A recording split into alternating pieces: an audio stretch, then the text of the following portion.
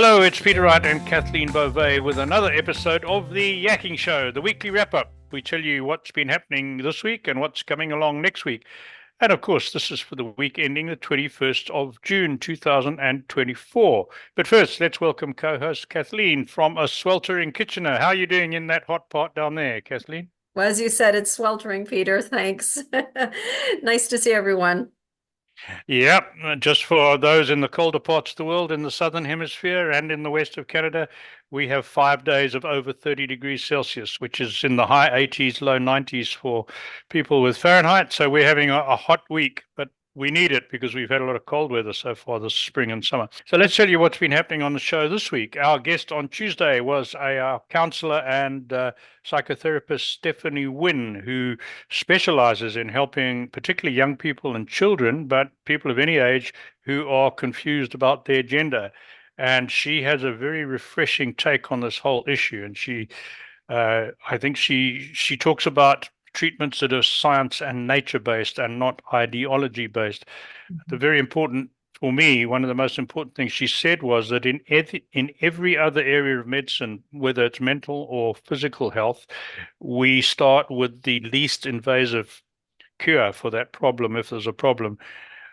So my interpretation is if you go to your doctor with a sore knee, he doesn't say, well, let's cut your leg off first and then try something else. But this is what they do with this gender confusion with kids. And as she says, she gives some horrifying statistics of the damage that physically and mentally that's caused to these children. Really brutal stuff. So she counsels, let's take a natural-based and science-based approach to this and try all the least invasive procedures and not castrate them from day one or whatever. So I found her really, really refreshing, a lot of common sense. Well, what did you think about her, Kathleen?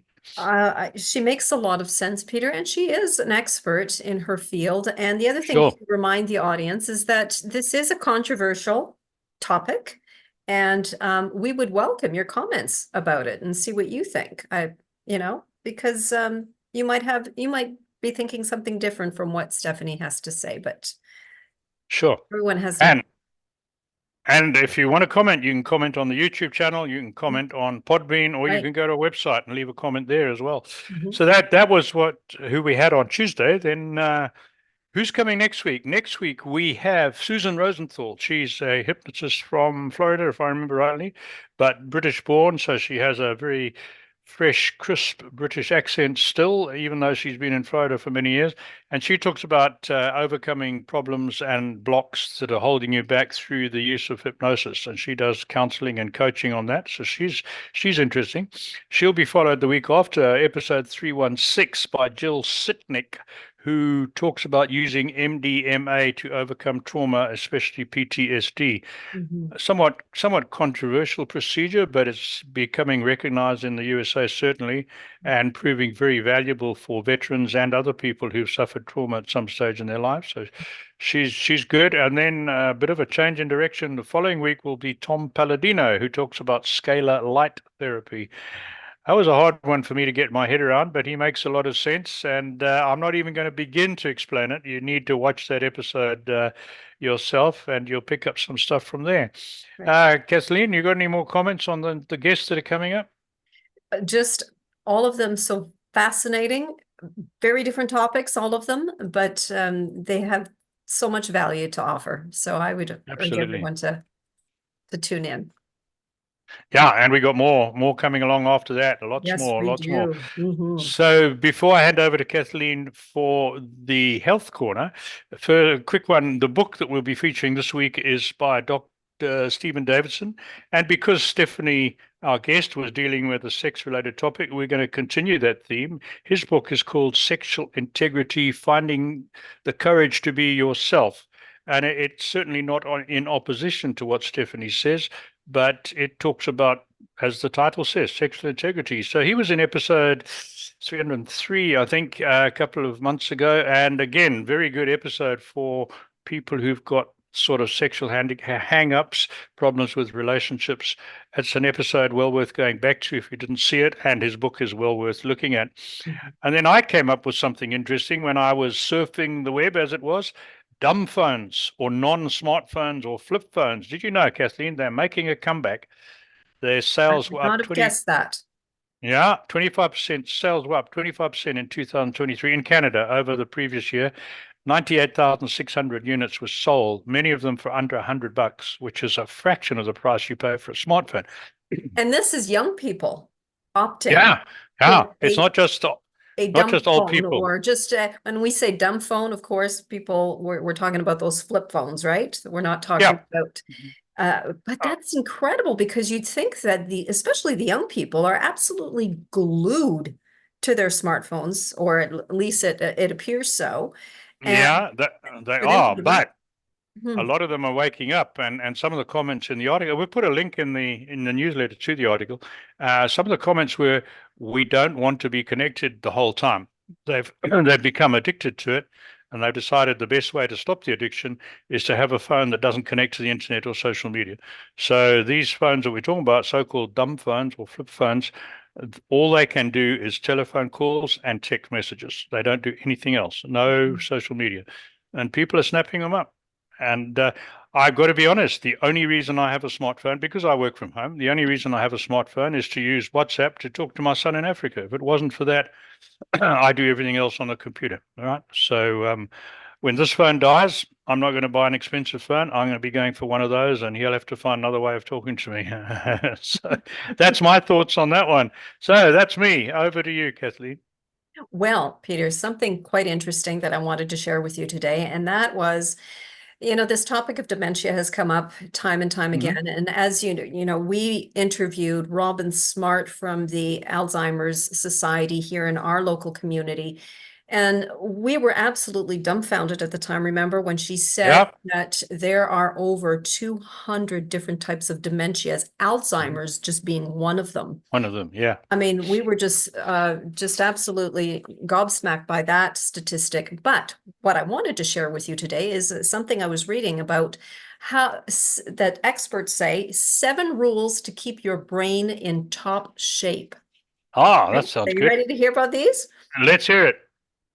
All right. In order to keep your brain in top shape, here it is, 7 tips.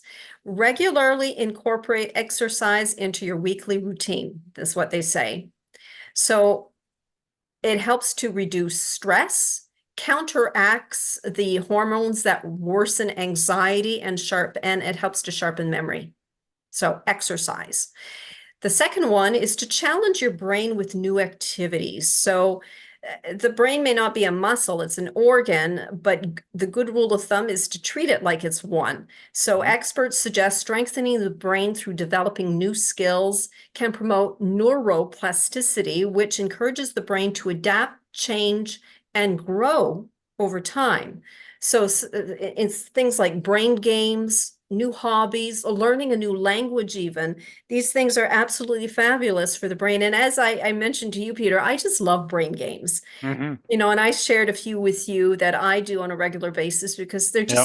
just fun, right? But there's also the added benefit of exercising your brain. So the third tip is sleep, sleep, and sleep. So a good night's rest, around 7 hours of uninterrupted restorative sleep, is essential to keep cognitive functioning in tip-top shape. So they're saying snoring, teeth grinding, excessive daytime sleepiness, and frequently making bathroom trips at night are signs that may indicate you're dealing with an underlying sleep disorder. So something else to check Yeah. into. Okay. The next one, give your mind a break. Right? Aside from getting adequate shut-eye, they're saying scheduling intentional downtime allows your mind the much needed space to relax, to recover, and reset. So our brains need a period of rest after a stressful and busy day at work or night of socialization. So take short naps if you can, or even if you're sitting at your desk, close your eyes for a few minutes and try to meditate, or just calm your mind down will help. So that was the fourth one. The fifth one is address chronic stress and high blood pressure. It says in studies have revealed that high blood pressure leads to memory loss. Hmm. Can you believe? So a I didn't know sharper that. Yeah, a sharper decline in planning, and so it also is a loss of memory, but also a sharper decline in planning and organizational skills and increased risk of having a stroke. Wow.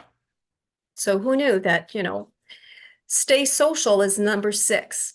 So as social beings, the human brain thrives on interacting with others. And when this doesn't happen, our memory and cognition can decline over time. Hmm. So it's important to have those social interactions. And the last one, the 7th one, quit smoking or Hmm. reduce how much you're smoking, right? There's strong evidence to suggest that smoking causes your brain to lose volume and age prematurely, directly increasing one's risk of developing Alzheimer's disease or another type of dementia. And similarly, alcohol consumption, alcohol is Hmm. a known neurotoxin that causes both short and long-term neurological damage. So aiming to reduce consumption is optimal for brain health. So that's what I wanted to share with you today. It's an Oh, interesting very good. article, and we will share that Yeah, link the in this link will be video. in there. Mm. Okay. What do they recommend as far as alcohol goes? I'm a bit worried. I drink maybe a bottle of wine a year. Is that excessive? I think you're okay, Peter. You I think think I'm you're all right? I Hey, think I you're hope all right. I will hope so. go on a limb and I'll say that you're probably okay. What what I read in another article a little while back, and you sort of covered it with new hobbies and new testing your brain and different things. Mhm. When I read that sort of thing going back a few years, um, I started using my computer mouse with my left. I'm right-handed, so I started using my computer mouse with my left hand. I switched the buttons around, and now it's very difficult for me to use the computer mouse with my right hand. Right, so All if I right. go down, if I go, I did have an injury in my right wrist, which makes excessive use of the mouse painful, but that wasn't the main reason. The article I read said try doing little things with your non-dominant hand. So I thought, well, computer mouse, brushing teeth, right? And then I also, a few years back, to try and keep my brain active, I started playing the guitar. I'd never been able to play a musical instrument, and I picked up the guitar. I'm not good by any means, but you have to use both hands and coordinate, right, to Hmm. play a guitar. So I find that helps. But and I also write in my morning writing. I do a gratitude journal and a few other things, and now I write 10 lines with my left hand every morning or every weekday morning. And if Sue comes up while I'm writing, she looks and says, "Well, I can read that." Whereas when I'm writing my right hand, she says, "I can't read your writing at all." So Oh, interesting. Well, go yeah, figure. that's what I do to try and keep busy. And while we mentioned comments a little earlier, but we are always open to suggestions of the sort of guests you, our audience, would like us to bring on the show. As you know, we're concentrating on health, alternate health, holistic health, keeping your mind right, Mhm. all that sort of thing. But if you have a specific topic that you'd like us to go and find a guest for, let us know. You can hop onto the website, theyackingshow.com, find the contact page, and just send us a message there. Mhm. And while you're there, make sure you don't miss out on our guests coming up. Sign up for our newsletter. We only send you one email a week, tell you who's coming, who's on this week, who's coming next week, maybe a health tip. There's a form on the website for that. That's it from me. Thanks everyone for watching. Back to you, Kathleen. And I just wanted to give a little plug again for Dr. Morse's Heal All Tea. I did a little bit of a blurb last video on this, but it is absolutely an amazing, amazing tea that I have on a daily basis. It really does helps the body's natural detoxification process. It has burdock, dandelion, and slippery elm, and Heal All makes a great digestive tea. It's great for as I said, a whole body renewal basically and detoxification. So we will put a link to how you can get that Heal All tea. Yeah, and I've just got to make an apology to our readers of our newsletter. Last week, the link that I put in the newsletter for Heal All Tea didn't work. Why? I don't know. We have corrected that, and the link in there is correct. And the last thing is, we found a new app, a new toy that Kathleen and I are having a lot of fun with, and that's called Spiker Studio. You may have noticed on social media we've been putting short clips of some of our videos out, and Spiker Studio makes it effortless to produce those clips. So it'll be a link in the newsletter if you want to have a look at that app. It's really, really good. That's it from me. All right. Well, again, from me, that is it. And we look forward to seeing you again next week. So until next time, take care, everyone. Bye-bye. Bye.